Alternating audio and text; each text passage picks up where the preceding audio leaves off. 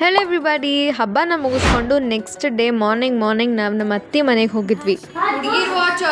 ಎಷ್ಟು ದಿನ ಆದ್ಮೇಲೆ ಕಸಿನ್ಸ್ ಎಲ್ಲರೂ ಜೊತೆಗೆ ಸೇರ್ಕೊಂಡಿದ್ವಿ. ಸೊ ಬೇಸಿಕಲಿ ಚೆನ್ನಾಗಿ ಮಾತಾಡಿ ಟೈಮ್ ಸ್ಪೆಂಡ್ ಮಾಡಿ ಒಂದು 2 ಡೇಸ್ ಆದ್ಮೇಲೆ ನಾವು ಮಂತ್ರಾಲಯಕ್ಕೆ ಹೋಗಬೇಕು ಅಂತ ಡಿಸೈಡ್ ಮಾಡಿದ್ವಿ. ಅನ್ಕೊಂಡಿರೋ ಹಾಗೆ ಮಂತ್ರಾಲಯಕ್ಕೆ ರೀಚ್ ಆದ್ವಿ. ಅಂಡ್ ನಾನು ಆಫ್ಟರ್ ವೆರಿ ಲಾಂಗ್ ಟೈಮ್ ಹೋಗಿರೋದ್ರಿಂದ ಎಷ್ಟೊಂದು ಚೇಂಜಸ್ ನನ್ಗಲ್ಲಿ ಕಾಣಿಸಿತು. And guys, let me introduce, he is my brother. ನನ್ನ ವಿಡಿಯೋದಲ್ಲಿ ಬರಬೇಕು ಅಂತ ಕೇಳ್ಕೊಂತಿದ್ದ. So here he is. And ಇನ್ನೊಂದು ಖುಷಿ ಏನಂತ ಅಂದ್ರೆ ನಮ್ಗೆ ಹೋದ ತಕ್ಷಣನೇ ದರ್ಶನ ಸಿಕ್ಕಿದ್ದು.